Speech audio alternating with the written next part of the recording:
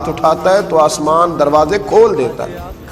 جب اس نے کہا نا کہ اے اللہ تو موجود تھا، تو رب کریم نے فرشتوں کو حکم دیا کہ یہ سارے کا سارا علاقہ زمین بوس کر دو، اس بادشاہ کا تخت زمین سے اٹھا کے پلٹ دو، یہ ساری بستی تباہ کر دو۔